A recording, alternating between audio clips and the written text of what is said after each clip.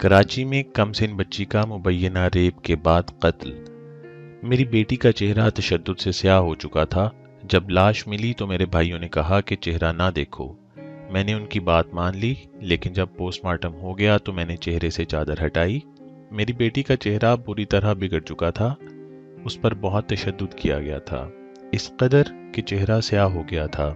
ये कहना है कराची के इस रिहायशी का जिनकी 7 साला बेटी की तशद्दुद ज़दा लाश 2 रोज़ कबल कचरे से मिली थी। बच्ची के वालिद का कहना है कि उनकी बेटी बचपन से ही अपनी फूफी से बहुत मोहब्बत करती थी और इसीलिए बाज़ औक़ात वो उनके घर ही सो जाती थी। बच्ची के वालिद ने मज़ीद बताया कि 16 नवंबर को मेरी बेटी मेरी बहन के घर चली गई। दोपहर को मेरी बहन के बच्चे पढ़ने के लिए मदरसे जाते हैं, तो उसने समझा कि शायद मेरी बेटी भी उनके साथ मदरसा चली गई है। जब मगरिब के वक्त बच्चे मदरसे से वापस आए तो उन्होंने अपनी वालदा को बताया कि वो तो उनके साथ नहीं गई। मेरी बहन ने मुझे मेरी बेटी की गुमशुदगी का बताया। मैं पुरुमीद था कि वो जल्द ही मिल जाएगी, क्योंकि इसे मेरा नाम, मेरे इलाके का नाम अच्छी तरह से रटा हुआ था। मेरे जहन में ये ख्याल भी आया कि हो सकता है कि कोई शरारत में किसी पड़ोसी ने रोक लिया हो, लेकिन इसी तरह रात हो गई और वो नहीं लौटी। हम ढूंढते रहे, इंतज़ार करते रहे, लेकिन इसका कुछ पता ना चला। 7 साला बच्ची की तशद्दुद ज़दा लाश एक ज़ेरे तामीर इमारत के प्लॉट से बरामद हुई थी। बच्ची के वालिद ने बताया कि दूसरे रोज़ वो पुलिस थाने गए और उसकी गुमशुदगी की इत्तला दी, लेकिन FIR दर्ज नहीं की गई। अगले रोज़ एक बच्चा पतंग उड़ा रहा था। जब उसकी पतंग 4 दीवारी की तरह बने हुए एक खाली घर में गिर गई और वो बच्चा वहां गया तो देखा कि उसकी पतंग लाश पर पड़ी हुई थी।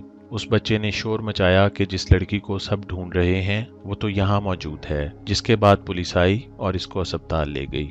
बच्ची के वालिद रेढ़ी बान हैं और इनका आबाई ताल्लुक खैबर पख्तूनख्वा के ज़िला बोनीर से है। उन्होंने बताया कि वो बसिलसिला रोज़गार 1992 में कराची आए थे। वो कहते हैं कि किसी से दुश्मनी तो दूर की बात, उन्होंने तो कभी किसी से गैर ज़रूरी बात तक नहीं की। SSP मलीर इरफान बहादुर ने बताया कि इलाके के 17 मशकूक अफराद को हिरासत में लेकर इनके DNA टेस्ट करवाए गए हैं, जिनकी मैचिंग अभी तक जारी है। इरफान बहादुर के मुताबिक इसके बाद कुछ करीबी रिश्तेदारों के भी DNA लिए जाएंगे। SSP इरफान बहादुर ने बताया कि मुझे यकीन है कि जल्द मुलजिम गिरफ्तार हो जाएंगे, क्योंकि मेरा तजर्बा यही कहता है कि ऐसे वाकयात में मकामी लोग मुलव्वस होते हैं, क्योंकि मकतूल इन्हें जानते हैं, इसीलिए वो इनको मार देते हैं। उन्होंने कहा कि बच्ची के वालिद की गुमशुदगी की दरखास्त के बावजूद पुलिस ने FIR दर्ज नहीं की थी, जिसके बाद SHO लांढी समेत 3 पुलिस एहलकारों को मुअत्तल कर दिया गया है। पोस्टमार्टम में बच्ची पर तशद्दुद और मुबैना रेप के शवाहिद मिले हैं। पुलिस सर्जन डॉक्टर समिया ने बताया कि पूरे जिस्म पर तशद्दुद के निशानात हैं। चेहरे और सर पर तो बहुत ज्यादा चोटें थी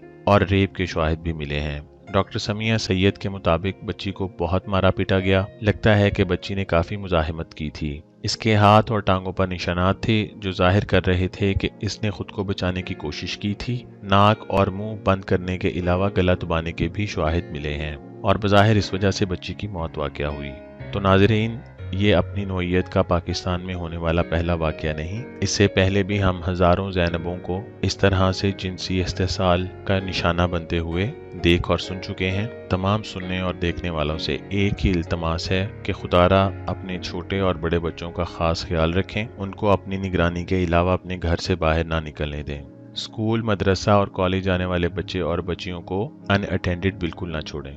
एक बच्चे को पैदा करके, उसको पाल के, उसकी तरबियत करके और उसको इस तरह से गलियों में छोड़ देना किसी भी बड़े सानहे का सबब बन सकता है। अपना और अपने गिरदो नवाह का ख्याल रखें।